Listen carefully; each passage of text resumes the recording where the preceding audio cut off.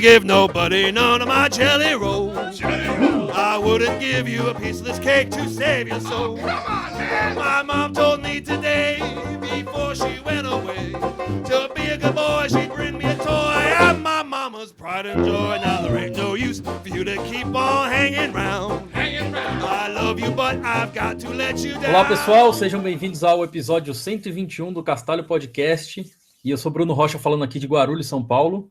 Eu sou Eliezer Rezende, falando de Pouso Alegre, Minas Gerais. Bom, o primeiro recado de hoje, né, não podia deixar de ser, a gente quer lembrar vocês aí da Python Brasil 13, que acontece dos dias 6 a 11 de outubro em Belo Horizonte, né, o evento terá 3 dias de palestras, 2 dias de tutoriais, eu vou estar lá dando um tutorial de Flask, quem estiver interessado em aprender Flask, e ainda vai ter um dia de sprint, né, então não deixe de aparecer, né, se você estiver em BH, os tutoriais são gratuitos, mesmo para quem não está inscrito no evento, é só aparecer no dia do tutorial que vale muito a pena. E já é esse final de semana agora, né? Então, para quem está ouvindo a gente ao vivo, ainda dá tempo de correr, pegar a passagem e se organizar. Para quem está ouvindo a gente pelo podcast, né? Que sai um pouquinho depois, provavelmente a Python Brasil já vai ter passado. Mas não se preocupe, porque o nosso próximo episódio a gente vai trazer aqui os highlights aqui da Python Brasil, com algumas dicas aí, umas novidades do que aconteceu por lá. Então, não deixe de participar. Bom, outro recado que a gente tem aqui, né, sobre a RubyConf Brasil. A gente vem falando dela aqui já faz um tempinho, né? Ela é a maior conferência do Brasil de Ruby e ela vai acontecer nos dias 17 e 18 de novembro, lá na FEComércio. Infelizmente, quem não participou antes não vai participar mais, mas a gente conseguiu 10 ingressos gratuitos que já foram sorteados. O pessoal do evento já está ciente das pessoas que ganharam e já deve estar entrando em contato aí. Mas vocês ainda têm o cupom de desconto, PRC, tudo maiúsculo, underline, Castalho, C maiúsculo, para garantir 30% de desconto. Então, se você não foi aí ou não participou dos sorteios dos 10 ingressos, você ainda pode ter 30% de desconto. E com isso está indo lá a RubyConf também, que vai ter não só Ruby, eu vi que vai ter algumas coisas lá sobre Go também. Então, assim, é uma conferência eclética que dá para você participar e conhecer bastante coisa. Bom, hoje aqui, né, o nosso convidado, ele é estudante de PhD em Sociologia, gosta de hackear culturas e estilos de vida, está envolvido em projetos como a Operação Serenata de Amor. Se você ainda não conhece, vale a pena conhecer, porque é um projeto muito interessante, está ajudando aí alguns dos nossos deputados a devolver uns gastos meio inesperados para o governo, que no caso, espero que seja investido aí para a gente, não em algum outro deputado ou outro gasto, mas é um projeto bem interessante, vale lá dar seu apoio. Outro projeto também que ele trabalha, ou que ele trabalhou, chama Expedição Liberdade, foi um projeto muito bacana que foi conhecer algumas escolas lá na Europa, então tem até um livro, se eu não me engano. Além disso, tem o Mútuo, Internet Sem Limites, e ele também contribui com alguns projetos open source, então a gente vai deixar depois o GitHub dele lá para vocês darem uma olhada. Bom, além disso, ele desenvolve utilizando a linguagem Elm, que será o foco deste episódio. Então, sem mais delongas, Eduardo Kuducos, seja bem-vindo ao Castalho Podcast. Opa, valeu, muito bom estar aí com vocês. Falar de Elm, que é meu xodozinho de linguagem, não é a que eu mais uso no dia a dia, mas é que conquistou o coração, assim, depois que eu comecei a brincar com ela. Então, bem divertido. Espero conseguir contar um pouco para vocês de porque eu acho tão gostoso desenvolver com ela. Bacana. Uma das coisas aí que o Eliezer não mencionou é que o nosso amigo aqui também é um alquimista dos fermentos naturais, né? Que eu fiquei sabendo disso. O cara faz uns pães aí que um dia ele ainda vai fazer e levar nos eventos aí pra gente experimentar aí os pães caseiros do Kuducos. Bom, pra gente começar, né? Quero saber, assim, brevemente, como é que você se interessou e como é que você iniciou na área de desenvolvimento de software? Ok. Eu não tenho formação na área, mas acho que eu programo desde criancinha, né? Quem já tá na casa dos 30 aí, talvez já ouviu falar de um negócio chamado Modem Zotex 2400. Um dia meu pai pôs um desses dentro de casa, eu fiquei fuçando na época nem tinha internet, na época estava uma BBS para mandar e-mail para alguém. E desde pequeno, assim, gostava de programar e tudo, só que a hora que chegou o momento de escolher faculdade, eu achei que queria outra coisa e tal. Daí eu tive um caminho meio ortodoxo, assim, que eu fui estudar design gráfico, e no fim descobri que eu não queria ser designer, e acabei voltando pro hobby meu de infância, adolescência, que era programação. E acabei me envolvendo mesmo com desenvolvimento, né? A partir da minha formação em design, trabalhando com produtos digitais, né? E daí fui caindo para programação, na época, aprender programação orientada a objeto, back-end, focava muito em web e alguns outros produtos digitais que já morreram, tipo CD-ROM institucional. E, cara, foi assim que eu comecei, né? Depois eu tive uns anos sabáticos que eu não programei nada. Basicamente era um inferno programar naquela época, TDD não existia, ou pelo menos não tinha chego aos meus ouvidos, a maioria dos trampos que eu pegava no Brasil, métodos ágeis também não, era o auge da guerra dos navegadores, então cada site que você ia fazer, você tinha que fazer 3 versões dele, e era um saco, daí eu falei, não vou programar mais esse negócio não. Aí fiquei uns anos distante, depois eu voltei e tava tudo melhor com essas novidades aí que eu já adiantei, né?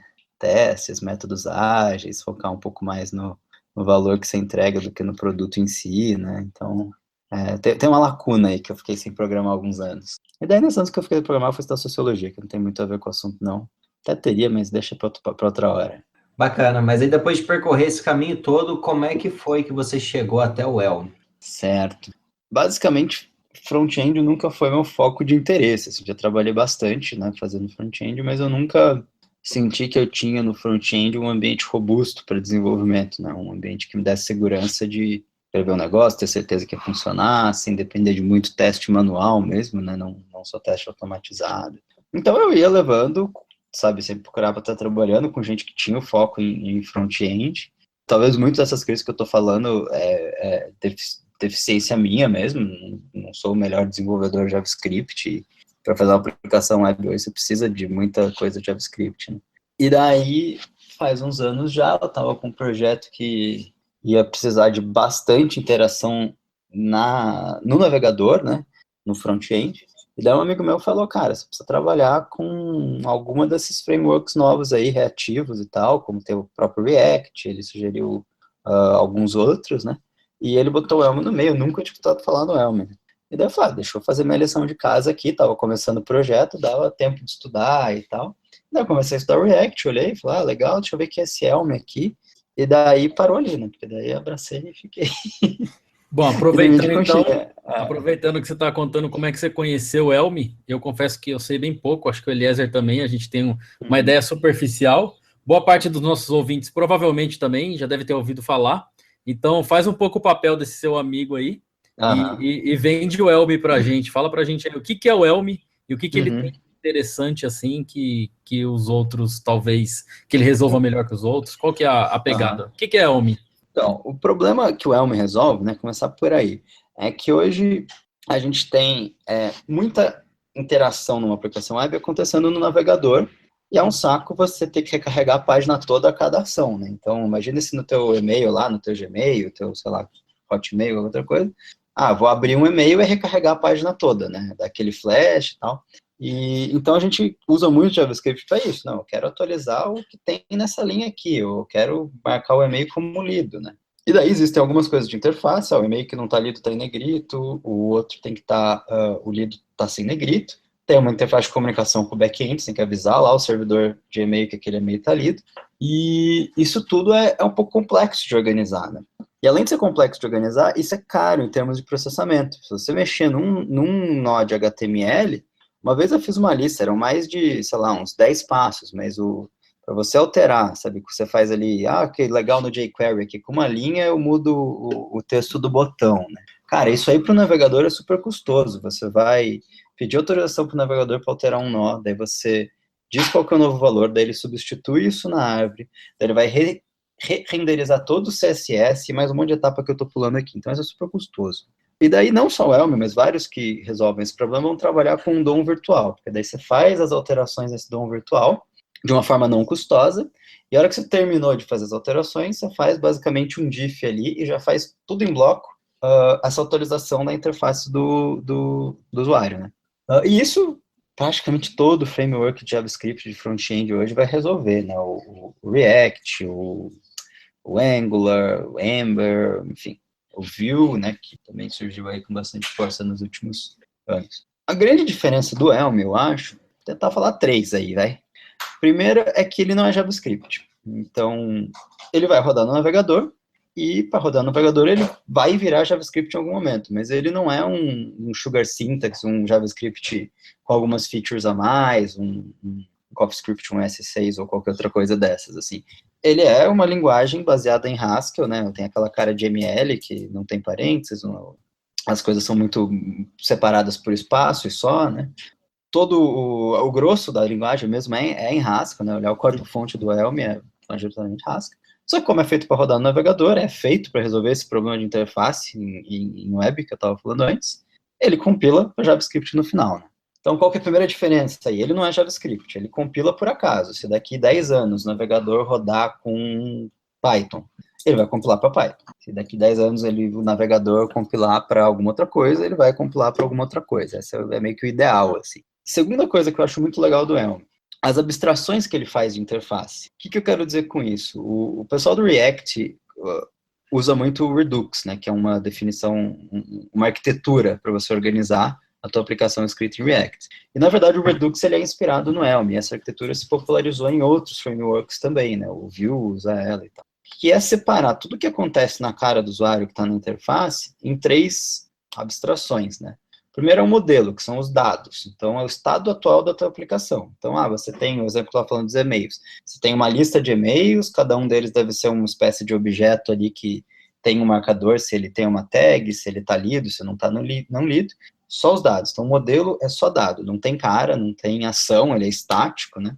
Ele é imutável, na verdade. Só tem um segundo cara, que é a view. A view é uma função que vai receber os dados e vai ter as instruções ali para como mostrar aquilo. Então, se pega cada e-mail, monta uma lista aqui, cada e-mail vai numa lista e tal. Então, ela é uma função que recebe dados e cospe HTML, digamos, né?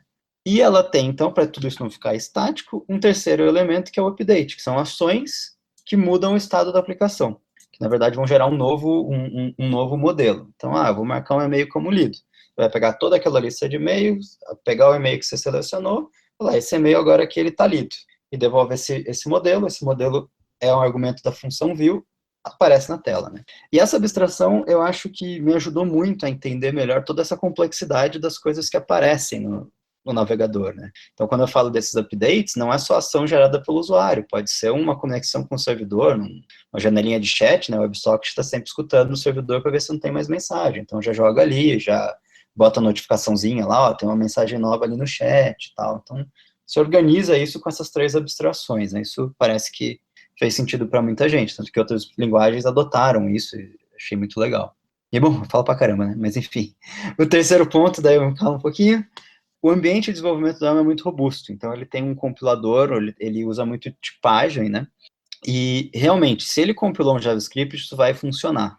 Ele tem o slogan lá, acho que talvez a gente até vai falar mais dele depois, que ele promete não ter runtime exception, não ter erro em tempo de execução.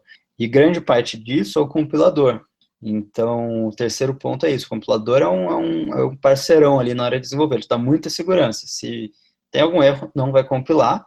As mensagens são muito boas, ele não vai falar, tipo, undefined is not a function, ele vai te dar uns erros bem descritivos do que está acontecendo.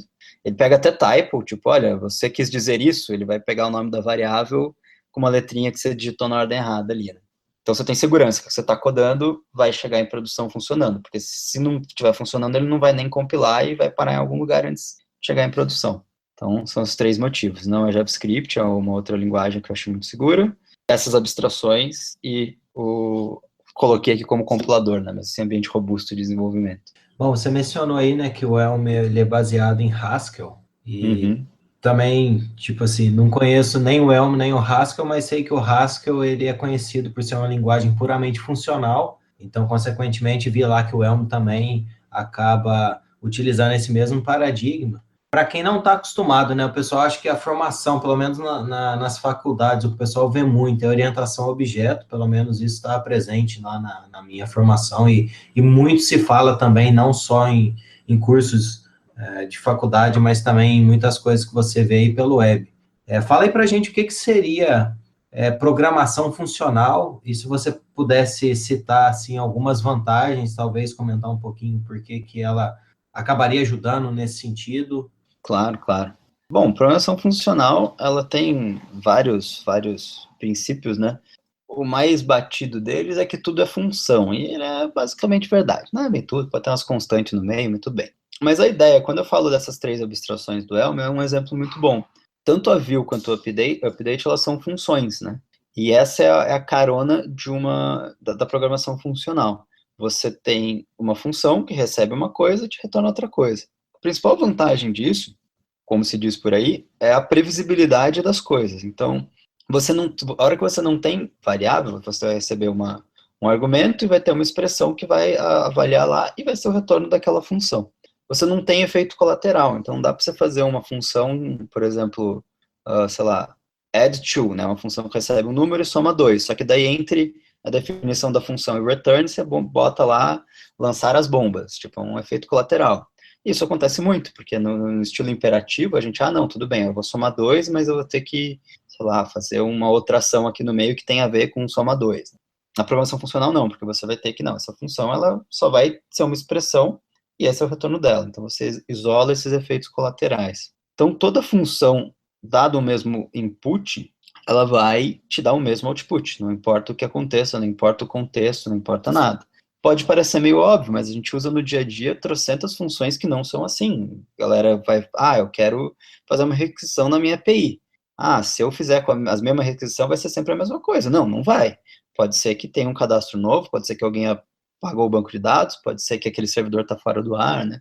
Então, a programação funcional, ela tenta contornar esses problemas com essa previsibilidade, toda função recebendo X vai retornar Y, e isolar essas possibilidades de não ser tão previsível, de uma forma que você consegue ter segurança do que vai acontecer caso, nesse exemplo, a API esteja fora do ar, né? Então, você trabalha muito esse sentido puro de função nessa história toda vem da matemática. Então, você tem uma função que recebe um número, é uma equação que vai retornar outro número. Você traz isso para ambiente de programação, não. Sempre que eu passar esse argumento para essa função, ela vai responder a mesma coisa. Tenho certeza disso. A programação funcional, para mim, gira em torno disso, né? Então, legal. A gente falou um pouco sobre isso aqui no episódio sobre Elixir, né? A gente fez um episódio bacana falando sobre algumas vantagens, assim, da programação funcional. Se eu não me engano, no episódio de Rust também a gente deu uma comentada, porque o Rust também tem essa questão de você fazer abstração, né, para o estilo funcional com zero de overhead. Isso é uma coisa que é bem interessante. Eu quero mudar um pouquinho o tema rapidinho, só porque surgiu uma outra questão aqui, depois a gente já volta nessas questões mais técnicas. Beleza. Mas só para encaixar aqui no meio um negócio mais leve, você sabe algum caso famoso de uso de Elm? Alguma empresa, algum produto que tem investido na linguagem? Olha, a mais famosa mesmo, que acho que ela só é famosa no mundo do Elm, né? Mas se chama NoRed Inc., porque eles realmente apostaram muito forte na tecnologia do Elm e acabaram apostando tão forte que acabaram contratando metade do core da comunidade hoje trabalha lá, né? E eles têm, eu já perdi as contas, mas se não me engano, é mais de 50 mil linhas de Elm em produção, sem nenhum erro de exceção, e todas aquelas promessas da linguagem. Eles também estão por trás de muitas das ferramentas que o Elm, que você tem hoje para desenvolver em Elm. Além dela, assim, acho que a mais conhecida que eu lembro é a Prezi, aquela de fazer umas apresentações online, que tem um estilo maluco de navegar, eles usam bastante Elm. Pivotal Tracker não é tão famosa, mas usa bastante também. Tem algumas aí. Um parênteses aí é que o Elm se declara em fase beta ainda, e isso quer dizer na comunidade que eles não têm preocupação nenhuma em retrocompatibilidade. Então, eles querem atingir um ponto que eles acham que a linguagem está madura o suficiente para ganhar lá o label 1.0 e ser a versão estável. E eles têm feito mudanças radicais de uma versão para outra. Então, da 0.15 para 0.16 foi uma mudança brusca, depois para 17 também, depois para 18 também. E assim, eles não estão nem aí. E é por isso que está em beta, e acho que isso às vezes causa um pouco de receio numa empresa mais tradicional, né? Porque como é que você vai dar manutenção e tal. Mas, por exemplo, a mudança foi brusca da 17, versão 0.17, versão 0.18, mas teve um cara que fez uma ferramenta que basicamente fazia a conversão para você, sabe? Imagina aí a galera do Python, uma ferramenta que trocasse todos os seus prints de statement para função automaticamente, né? Então, é uma comunidade que está crescendo rápido, mas ela não tem preocupação ainda com compatibilidade de versões anteriores, né? E acho que isso assusta um pouco. Então, são poucos os casos, né? E é totalmente aberto, assim, open source? Como que é o modelo? Ou tem uma empresa por trás? Tem uma organização? É totalmente open source, eu acho que a NoRedInk, que é aquela que eu falei, ela rouba um pouco a cena, mas eu não sinto ela metendo bedelho na comunidade, né? O Ivan, que é o cara que criou a linguagem, né? A linguagem, acho que se não me engano, foi a tese de doutorado dele, em 2013, e depois evoluiu um pouco até, sei lá, chegar aí na boca do povo, né? Ele tem um estilo bem peculiar de liderar o desenvolvimento do Elm, né? Tem uma talk dele que é muito legal, que ele fala que, tipo, a parte do código eu faço, o que eu acho que é importante é como que eu escuto a comunidade para entender o que são problemas e a partir disso eu mudar. Então, ele é um cara super sumido, alguns falam, né? Ele não discute muito nas issues, não dá opinião, mas segundo ele fica olhando o geral, né? E tenta ver, pô, tem um cara reclamando disso, daquilo, pô, acho que esses 3 assuntos têm uma coisa em comum, e daí ele ataca essa coisa em comum, né? Então, ela é um pouco personalizada no Ivan, né? Como ele tá aí, vivo, empolgado com a linguagem e tal. Mas não deixa de ser o Ivan não é o maior core committer no GitHub do Elm, por exemplo. Ele tem mais esse papel de liderança e tal, mas é aberto, qualquer um escreve código para lá e segue a vida. Bom, voltando aqui ao assunto, né, mais para a parte técnica, uma coisa que você mencionou aí, me chamou a atenção, é que o fato do Elm garantir que não tenha, né, runtime exceptions, ou seja, não vai ter aquele problema lá durante o tempo de execução.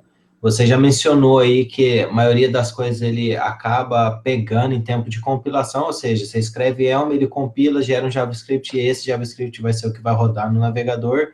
Então, portanto, pelo que eu entendi, esse JavaScript gerado não vai causar nenhum runtime exception, mas eu gostaria de saber um pouquinho mais, assim, com detalhes, como é que isso é possível, qual que seria, assim, alguns recursos da linguagem que possibilitaria ter essa garantia, né, no caso, e até teve um comentário aqui no chat, até vou embutir um pouco aqui nessa pergunta, que o Elton Vaz, ele comentou que acha isso não muito legal, o fato de não ter runtime exception, porque, segundo ele, é difícil para quem está iniciando. Então, aí a pergunta que eu vou, tipo assim, como se fosse segunda parte da pergunta, seria: você sentiu dificuldade com isso na hora que você estava começando com o Elm? Como que o Elm garante, né? Nenhuma exceção durante o tempo de runtime.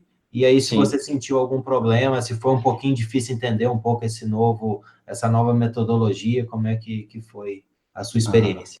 Cara, para mim foi super tranquila a transição, né? Começando pela segunda pergunta. Porque, como eu falei antes, ele tem um compilador muito rígido, mas é um compilador que tem mensagens de erros muito boas. Então, muita coisa eu aprendi do Elm, eu fui relembrado do Elm, lendo a mensagem de erro do compilador. É muito, muito instrutiva mesmo. Então, ela fala assim, aí começando a migrar para a primeira pergunta.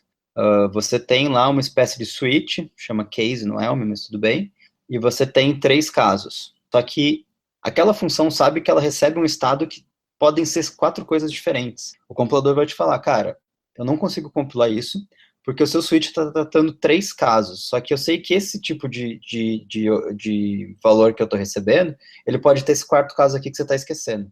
Então, ele já fala por que ele não está compilando, ele já te mostra quem é o cara que está causando esse enrosco na hora de compilação, e muitas vezes já te fala como corrigir. Um erro que eu sempre mostro é, se você tenta concatenar strings com o sinal de mais, não compila, porque o sinal de mais é adição, é só entre números, né? Mas daí na mensagem de erro do compilador tá lá. Cara, se você está tentando concatenar strings, você usa mais, que é um outro operador, né? São 2 sinais de mais. Então, mesmo que você não saiba disso, se você tentar concatenar string do jeito errado, o compilador vai lá e te fala qual é o jeito certo. Então, assim, eu acho que não é mais difícil para quem está aprendendo, acho que é até mais fácil. Por exemplo, quando eu estava aprendendo JavaScript, lá escrevia, ia rodar undefined not a function. Meu irmão, quem é o undefined? Por que ele não é uma função, tá ligado? Da onde veio esse erro, né? Então, assim, tem várias vantagens, não pelo no runtime exception, mas pela qualidade das mensagens do compilador. E nem vou falar também pelo compilador, por exemplo, o compilador de Haskell é tão bom e tão exigente quanto o de Elm, mas as mensagens de erro não são tão fortes no sentido de chamar a atenção do desenvolvedor. Né? Então, isso eu acho sensacional. Me trouxe uma dúvida agora que no episódio de Rust a gente até comentou que uma das questões no Rust é o fato da compilação demorar muito. Por enquanto, né, o pessoal tem trabalhado nisso, mas um dos motivos é que o Rust é bem parecido nesse quesito, né, ele garante ele é memory safe, ele garante que não vai ter segmentation faults, então um dos motivos é que a compilação demora por conta dessas checagens todas, as mensagens do compilador, é uma coisa bastante rica, assim. No Elm, demora muito para você compilar um projeto ou não? Não, principalmente se você tem mais de um core, né? Uma coisa bizarra do Elm é quando você manda compilar num CI, no Travis, por exemplo, demora pra caramba, porque ela roda com um core só. Então, se você tem, sei lá, 4, que acho que é razoavelmente normal hoje, vai muito tranquilo, né? Não demora e quanto mais core, melhor, aparentemente. Nunca olhei, de fato, esse código do compilador, mas eu tenho essa impressão com a experiência. Então, a gente compila, ele mostra quantos módulos está compilando, você vai, tá 200 módulos lá para compilar, e, tipo, vai razoavelmente rápido. Mesmo em máquina local, rodando com Docker e tal, nunca achei, assim, que demorou, né? Legal. E às vezes eu deixo até compilando automaticamente no fundo, né? Que daí eu já vou escrevendo e vendo o que o compilador tá me dando. É quase um TDD, assim, isso aqui. O compilador faz o papel de suíte de testes muitas vezes. Legal. E daí, voltando para a pergunta do No Runtime Exception, basicamente, grande parte disso tá na tipagem, né? Então, aquele exemplo que eu falei do switch, todo valor numa função, o Elm, o compilador, vai saber, se você não declarou, ele consegue detectar. Se você está adicionando, então, cara, os dois lados da adição, né, tem que ser números. Tudo bem, pode ser float, pode ser integer, mas ele sabe que são números, né.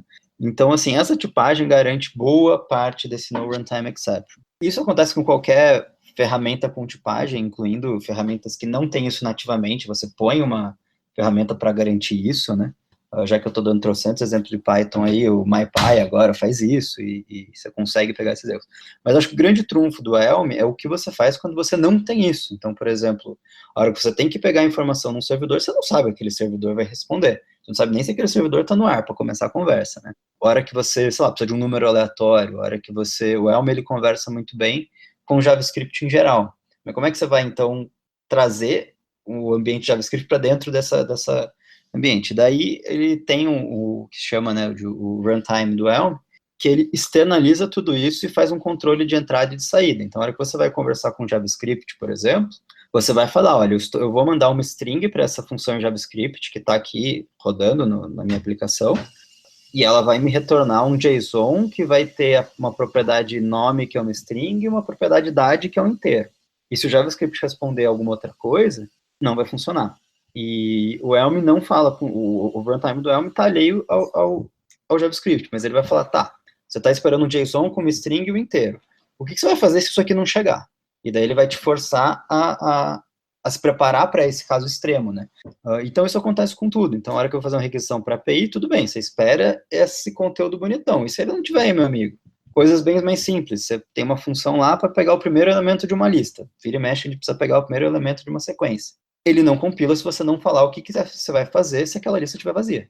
Porque toda lista tem o primeiro elemento, desde que ela tem elemento. Se ela não tiver... Então, assim, com a tipagem, junto com essa externalização de qualquer coisa que ele não consegue prever, ele consegue garantir no runtime exceptions. Existem algumas formas de produzir runtime exception, mas, no geral, as que eu li é assim, neguinho querendo hackear, que é muito válido, por sinal, não estou criticando, né? Mas que não é coisa do dia a dia. Você está fazendo um projeto para entregar, isso aí você não vai ficar levando ao extremo, né? Então, assim, tudo que é externo ao runtime, você controla o tipo de entrada, o tipo de saída. Enfim, o resto é tipagem. Legal. Quanto mais você fala, mais o buffer de perguntas aqui vão aumentando. Se deixar, a gente grava um episódio de 10 horas, ó. Eu tenho mais uma pergunta, mas antes de eu entrar nessa próxima pergunta que está no nosso script, eu vou perguntar outra coisa que tem relação com isso aí que você falou, que é o lance dele exigir que você trate os casos, as exceptions, né, as exceções. Citando novamente o Rust, né? Eu tô falando muito de Rust porque tá na cabeça, mas o Rust não tem a maneira tradicional que a gente trata exception, por exemplo, no Python, que é um try exception, try catch, essas coisas, não tem. O que tem é um tipo option, né? É um tipo especial chamado result, que esse tipo tem dois caminhos, né? Tem um caminho ok e tem o caminho erro. E aí, nesse caminho ok, você faz alguma coisa e no caminho erro Você você deixa preparado. É mais ou menos isso, ou tem o conceito de try exceptions? Não, é bem parecido com isso, é um tipo mesmo, né? É. No Elm você tem os tipos nativos, né? String, lista, array, inteiro, float, etc, etc, etc. E você tem os tipos que você pode criar. Então, você pode criar um tipo, você vai falar, não sei, eu tô falando de e-mail aqui. A gente pode criar um tipo para dizer se o e-mail está lido ou não lido. E esse tipo só admite 2 valores, ou ele está lido ou ele está não lido. Tá, tudo bem, você pode fazer uma aplicação que tem e-mail lido, não sei. Então, assim, você cria esse tipo os tipos de acordo com a sua necessidade, quando um inteiro não resolve, né? E daí você trata essas exceções. Então, na hora que você tem, por exemplo, né, uma view, que vai mostrar lá o e-mail negrito quando não está lido, e normal quando já está lido. Se você não cuidar de uma delas, ela sabe que aquela flag lá ou é lido ou é não lido. E ela vai falar, olha, você só falou que eu faço com e-mail lido, você não me falou que eu faço. Então, nesse ponto é bem parecido com o Rust, sim. Legal. E aí, só mais uma coisa que veio do chat aqui, né, que é uma pergunta do Geisler, que é o seguinte, o Elm também serve para rodar código back-end, para você compilar para Node.js, por exemplo, ou é só front-end? Oficialmente não, na prática sim, né? Na prática eu não gosto de hackear. Mas, assim, não é o foco da comunidade. Você tem Proofs of Concepts funcionando, e eu usei no plural de propósito, né? Que você gera, na verdade, o HTML e serve como Node, né? Então, o HTML já sai do servidor, gerado pelo Elm. Está funcionando nesse estilo de Proof of Concept, não recomendado para produção. A comunidade não nega que pode ser que isso aconteça um dia, mas não é o foco de ninguém, assim, bem envolvido no desenvolvimento, avançar nessa área. Mas seria legal, né? Bom, a gente vem falando aqui de várias vantagens, né, que o Elm oferece. Uma coisa que a gente gosta de ver aqui também é um pouco o outro lado da moeda, porque a gente sabe que toda boa ferramenta, ela não vai te ajudar em tudo, ela vai resolver um problema específico e, às vezes, alguma coisa ali em volta, e na hora que começa a fugir um pouco mais do foco ali, ela fica um pouquinho mais difícil, a não ser que você, sei lá, ou adicione algum recurso novo, ou aumente um pouco o poder da linguagem. Mas, assim, na sua experiência, quais seriam as desvantagens em utilizar Elm hoje em dia? Claro. Acho que uma coisa importante é que toda essa robustez do Elm, ela faz sentido com aplicações que vão ter uma vida aí de médio prazo, longo prazo, né? Então, o que eu falo, assim, eu nunca recomendo o Elm, você vai fazer um protótipo, sabe? Você está numa fase só de expressar uma ideia, de prototipar algo rápido, mostrar o valor de uma coisa, provavelmente Elm vai te forçar a desenvolver um alicerce ali, que talvez não seja interessante, né? O ganho maior do Elm, a vantagem maior do Elm está no médio e longo prazo, eu acho. Então, o pessoal sempre fala, eu quero começar a mexer com web, eu devo aprender JavaScript ou aprendo Elm, né? Às vezes eu escuto essa pergunta. Cara, é muito difícil, porque comparar as duas coisas não é a mesma coisa. Acho que se você comparar o Elm com o JavaScript, você tem que comparar o Elm com um stack de JavaScript muito específico. É um Elm com algum transpilador para S6, com Immutable.js, com alguma ferramenta que vai te dar um ambiente reativo, como React, uma definição de arquitetura com Redux, né? Uma forma de garantir tipagem com alguma outra biblioteca externa. Então, assim, a curva de Elm ela é comparada com a curva de aprender todo esse ambiente do JavaScript. E muitas vezes, para um protótipo, você não precisa de tudo isso, nem de toda essa montanha de coisas que eu fui listando do JavaScript, né? Nem de todo o Elm. Então, nesse ponto, muitas vezes vale a pena você ir para soluções mais simples mesmo, em JavaScript, ou alguns frameworks reativos que permitem uma estrutura mais enxuta, o Vue, por exemplo, eu acho muito mais indicado para casos rápidos de prototipagem, de produtos simples. Você vai fazer um produto que não tem preocupação com manutenção mais para frente, é um hot site comercial, não sei se o Elm levaria vantagem aí. Agora, se você está fazendo uma aplicação que teu cliente ou teu usuário vai realmente usar, tem a expectativa de que use ela por 3 anos, você tem que dar manutenção para isso nesse tempo todo, né? Aí eu já acho que vale a pena, né? E, obviamente, aplicações que têm muita interação na tela do navegador, sem ficar aquele ciclo de recarregar a página, né? Se é uma aplicação que tudo bem recarregar a página, então nem liga para Elm, então deixa para lá, né? Então acho que o Elm é isso, essa robustez serve um propósito. Se esse propósito não encaixa no que você está procurando agora, né? Você quer entregar mais rápido, prototipar uma ideia, não vai para Elm não, meu amigo. Vai perder tempo. Bom, nesse meio tempo aqui, a gente teve algumas coisas no chat, né? O Sérgio Tucano, ele mandou uma pergunta aqui falando se ele seria tipo um transpilador E aí, no caso, tipo, se fosse um transpilador, se iria prejudicar a performance. E aí também a gente teve um outro comentário aqui do Mário Edival, que ele comentou assim, que transpilação é uma tradução, então, no fundo, a transpilação é uma especialização da compilação. Então, tem alguns frameworks aí que parece que ele realiza a transpilação, né, mas parece que isso é em tempo de execução, se eu não me engano. Como eu disse, faz muito tempo que eu não mexo com web, eu sei mais ou menos um pouco das tecnologias, mas o fato de utilizar Elm, pelo que eu entendi, a compilação acontece antes de você pedir para rodar, então não teria esse overhead aí na hora de estar rodando. Uhum. E também, né, acho que vale ressaltar aquela parte do... Quando também se fala em transpilação, muitas vezes você está fazendo um sugar syntax de uma linguagem, e muitas vezes é muito bem-vindo, assim, acho que para quem é do mais antigos, viu a revolução que foi o CoffeeScript no JavaScript, isso vai ficar muito mais fácil escrever JavaScript. O próprio jQuery, de algum jeito, ele não é transpilado, mas é você criar uma sugar syntax para escrever a linguagem. É uma DSL, né? O jQuery é uma DSL, é uma linguagem de domínio em cima do JavaScript. Já o CoffeeScript, se eu não me engano, é uma transpilação em tempo real, né? Você escreve no CoffeeScript, é o browser que faz o trabalho para você. Mas você podia transpilar antes também, né? Mas eu já vi gente que coloca lá o CoffeeScript, né? O Coffee.js, e aí o browser que fica fazendo o trabalho no final. Isso não ocorre não, né? Como o Elm. O compilador tem que acontecer antes. Mas o que eu ia falar dessa história do sugar syntax em geral, seja outra linguagem que tem que ser transpilada, seja uma DSL, é que você fica preso aos paradigmas da linguagem que você está se apoiando, né? Então, o CoffeeScript, o jQuery, etc., ele herda muita coisa do JavaScript. E faz muito sentido isso. O Elm, ele é meio arrojado, no sentido que ele é outra linguagem, ele é um negócio que não tem nada a ver com JavaScript, e que no final, quem escreve o compilador se preocupa, e aí, como é que eu resolvo esse problema agora num outro ambiente de linguagem, uma linguagem que tem outras abstrações, outras funcionalidades, outras características, né? Então, esse acho que é um trabalho dos mais complexos do Elm, né? Como complexidade técnica mesmo, porque você não tem, por exemplo, em linguagem funcional nenhuma, um loop for, né? Porque isso seria um imperativo. O que você faz são funções recursivas, então você tem que implementar isso do zero.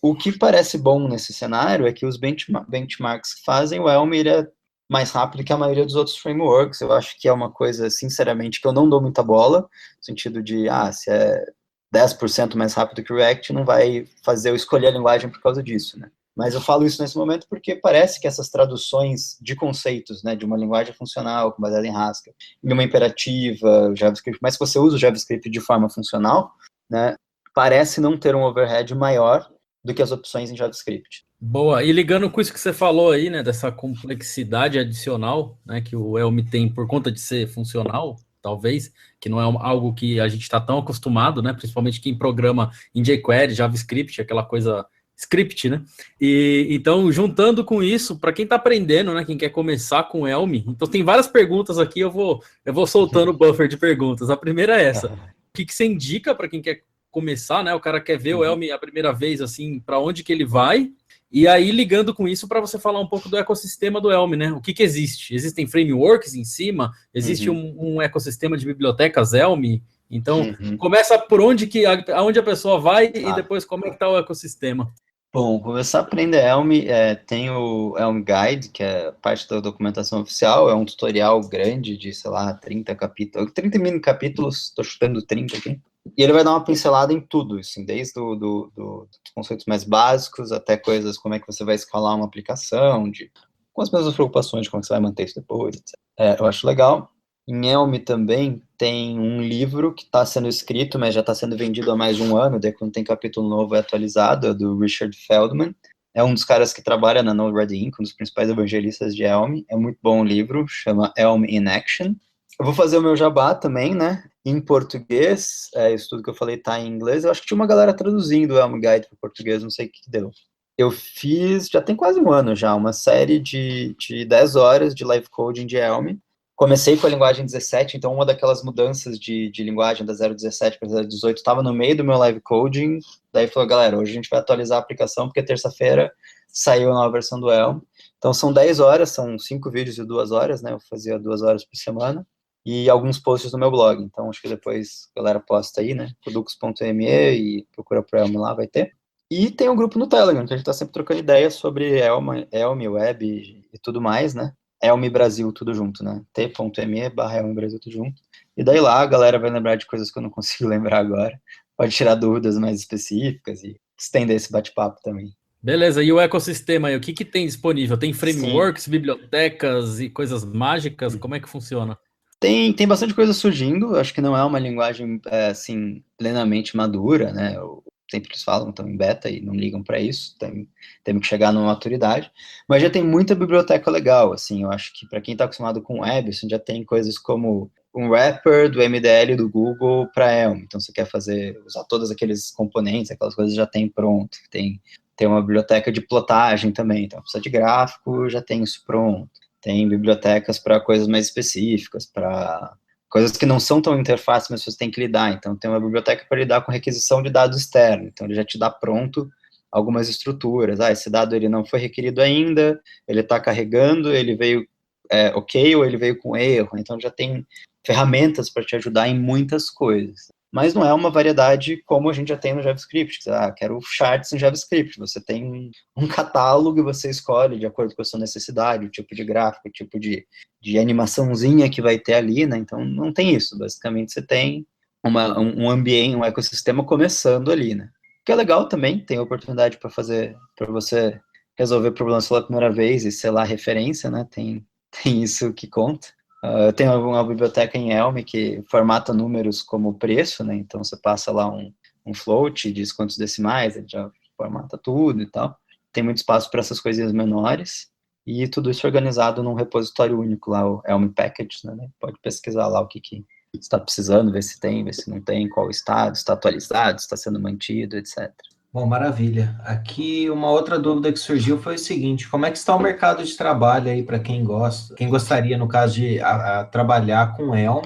Uhum. E se isso seria assim, tipo assim, uma vaga específico para uma pessoa, eu só vou estar escrevendo Elm, ou isso seria uma das atividades ou uma das coisas que essa pessoa teria que estar fazendo? E se existe alguma vaga específica mesmo, ou se seria algo assim, talvez num projeto que utiliza Elm, mas o principal seria, não sei, JavaScript. Uhum. Cara, tá começando, né? Então, assim, é até difícil falar de mercado de trabalho porque a gente tem pouca coisa. Eu acho que principalmente para quem tem interesse em trabalhar para uma empresa gringa, seja remota, seja lá, tem muita vaga. As empresas que eu conheço, que eu já falei com gente de lá e elas estão procurando desenvolvedor em Elm, elas bancam tudo. Você não precisa nem ser muito bom em Elm, mas tem um interesse, tipo, cara, eu vou aprender Elm, eu quero trabalhar aí. E faz uma espécie de preparação para isso e tal. Ouvi algumas histórias assim. E, no geral, assim, quem vai mexer com Elm, acho que vai mexer majoritariamente com Elm, mas vez ou outra vai ter que resolver algum problema de um CSS, alguma coisa, porque no fim é a interface, né? Então, tu pode receber já uma espécie de wireframe, HTML, CSS funcionando, mas sempre vai ter tem que ter um domínio para, se alguma coisa sair do que foi planejado, né? A maioria das pessoas que eu vejo, pelo menos, se sentem à vontade para fazer algumas coisas de front-end. Só que ao contrário de um desenvolvedor mais focado em CSS, no visual mesmo, você tem que ter uma noção mais sólida, basicamente, de protocolos. Então, como funciona o HTTP, como funciona o WebSocket, essas coisas, né? Porque você vai estar, muitas vezes, trazendo dados para a interface. Então, você não vai escrever um servidor HTTP, não, mas você tem que saber como funciona. No geral, o que eu vejo é isso. Bom, a gente teve aqui, como o Bruno tem falado, né, várias perguntas no chat, então eu queria fazer algumas aqui. O Marcel dos Santos, ele perguntou quando que será lançada a nova versão do Elm? Quais seriam, assim, as novidades ou a principal novidade que vai vir na nova versão? Putz, eu vou ficar devendo essa. Não, é verdade, assim, eu tô um pouco por fora das discussões dos grupos de Elm, por estar focado em outras coisas, basicamente meu doutorado tá aqui. Eu vi que tem algumas coisas sendo discutidas, mas eu não, depois quando lançar eu leio o changelog, release notes então eu vou ficar devendo, galera, desculpa, convidado aqui, passando vergonha. Não, tá valendo, né? A gente não precisa estar aí o tempo todo em cima. E outra coisa que apareceu aqui também foi do Daniel Reis. Ele falou que estava lendo algumas coisas do tipo, por que programar em Elm tornou no caso, acho que talvez a pessoa que escreveu o artigo, um programador melhor React, Redux. E se você saberia dizer se isso faz algum sentido e por quê? Pô, para mim faz todo sentido, né? Se o pessoal aí viu o comecinho do programa, né? Eu falei que eu aprendi Elm no momento que o cara falou, vai estudar React, Elm e mais umas coisinhas ali, né? Eu acho que, assim, o principal do Elm é que como ele está num ambiente puramente funcional, ele te força a entender os conceitos. Então, o que hoje eu falo com uma tranquilidade, você tem o modelo, você tem o update, tem a view, na época ainda era um negócio, você está aprendendo, você vê um monte de coisa borrada ali na frente. E quando eu estava fazendo React, se eu tentava seguir uma arquitetura, como a do Redux, por exemplo, e não funcionava, você não tem limitação nenhuma de fazer aquele hackzinho ali, funcionou, você fica feliz, aprende, né? E no Elm você não tem espaço para isso. Então, ao trabalhar com o Elm, eu consegui consolidar esses conceitos que estão por trás do React, que estão por trás do Vue, de uma maneira muito melhor. E daí, quando eu voltei para eles em outros projetos, em outros momentos, tudo fez muito mais sentido, né? Lembrando que, assim, ao contrário, acho que muita gente está ouvindo, o meu forte na época não era front-end, nem acho que não é hoje ainda, né? Apesar de eu gostar muito de Elm, fazer alguns produtinhos que eu acho bem legais. E então, assim, para mim, tudo isso era uma novidade. E eu senti esse reforço da arquitetura, da abstração dos conceitos que você trabalha ao programar uma interface no navegador, senti que isso ficou muito mais fácil de entender nas abstrações do Elm. No React, eles seguem as mesmas abstrações, mas por ser uma linguagem JavaScript que não tem essa robustez do compilador, você vai lá, faz um hackzinho e tal, e fugia do que era o certo, do que é as melhores práticas, né? O Elm você não tem espaço para isso. Então, você aprende na marra. Boa. Bem legal. Eu tenho bastante curiosidade. A hora que sobrar tempo... Eu sou bem burrinho, assim, nessa questão do front-end. Para mim, front-end parou lá nos anos 2000 e eu faço as coisas bem básicas. Chegamos aqui, né, ao final de mais um episódio. Mas antes, a gente ainda vai ter um tempinho aqui. Espero que você não se importe, que o Doug já está passando um pouquinho de 1 hora, mas a gente gostaria de te perguntar sobre o seu top 5. Isso é um ponto do podcast que a gente não gosta de deixar faltar, então aqui vou pegar você assim meio despreparado. O que você recomendaria aí pra gente em termos de música? Ou o que você costuma ouvir quando você está, por exemplo, programando em Elm, trabalhando lá no Serenata de Amor, fazendo qualquer coisa assim? O que você gosta de ouvir e recomendaria pra gente? Pô, o que eu mais escuto na vida acho que é Bob Dylan, mas eu não escuto programando.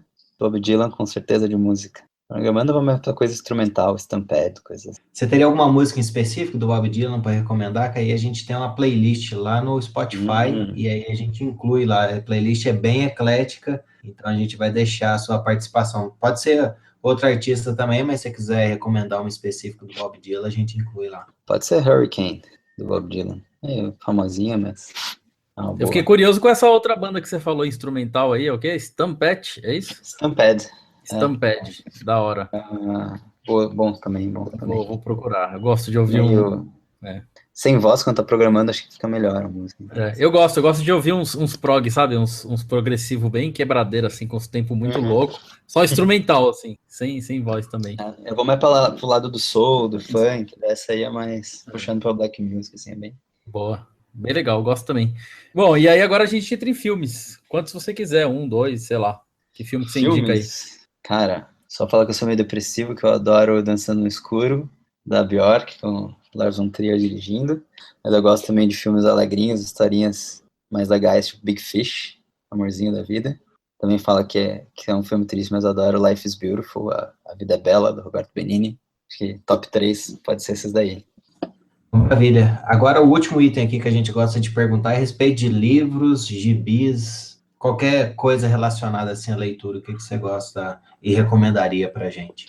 Cara, total seria Musashi, é um samurai da época medieval do Japão, mas a história dele é mais sobre filosofia oriental do que sobre lutar com espadas e matar pessoas. Acontece isso no livro, mas é o menos importante. E talvez tenha lido bastante Alan Watts também, né, tentando, afundando ainda mais nessa curiosidade que nós temos do mundo oriental, né, um pouquinho de budismo e tal. Alan Watts tem sido cabeceira. Muito bom. Eu vi que você gosta mesmo dessa cultura oriental aí. Interessante. Eu já dei uma olhadinha nesse Musashi aí. Eu acho que a gente conversou uma vez lá na Python Brasil. Você tinha falado desse livro aí. Cheguei a dar uma olhada nele, mas não cheguei a ler inteiro, não. Miyamoto no site. Olha que da hora, cara. Então, ele tem no. Eu gosto de ouvir audiobook, né? E lá no YouBook tem. No YouBook tem ele tem falado, né? Aí é interessante. Pô, vai.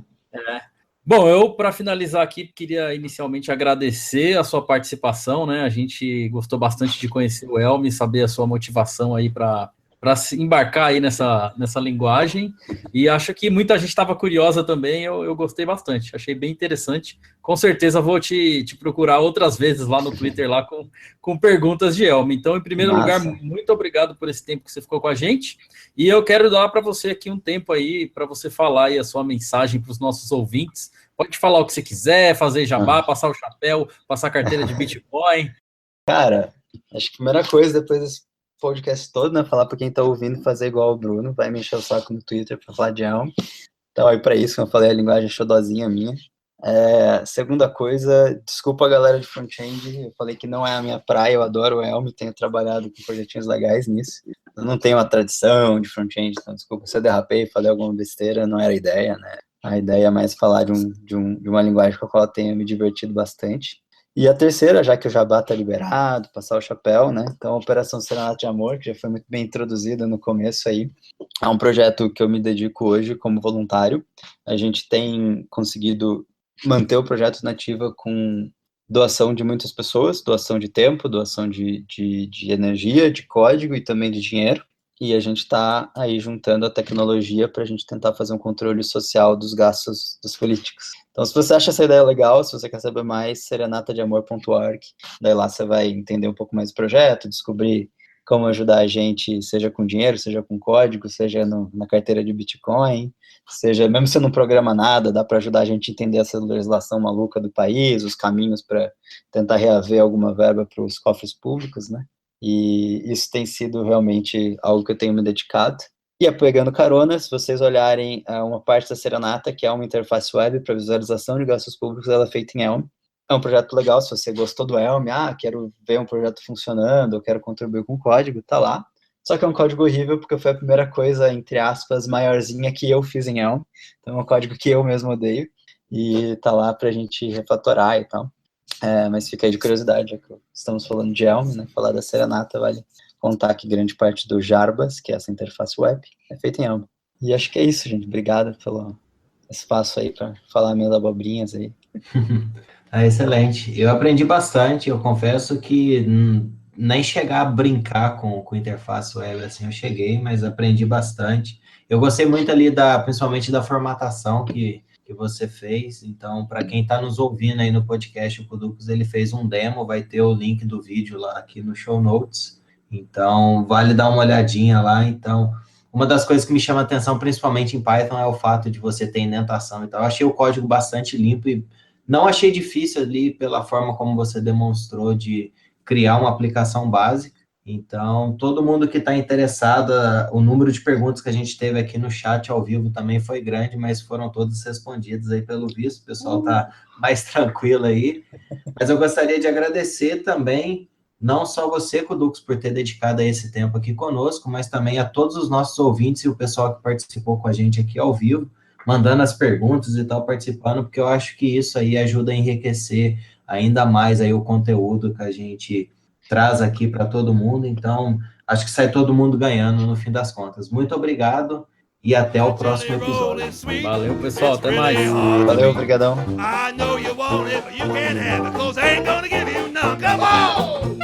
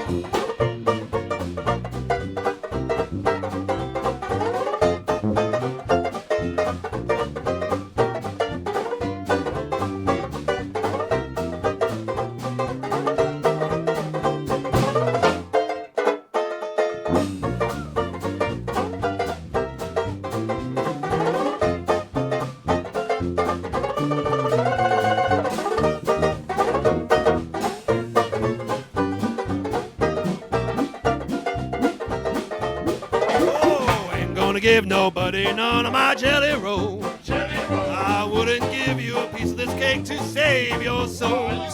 My mom told me today, before she went away, to be a good boy, she'd bring me a toy. I'm my mama's red hot boy. Now there ain't no use for you to keep on hanging round. I love you, but I've got to let you down. Oh, Lord, your jelly roll is fine, but it ain't as good as mine.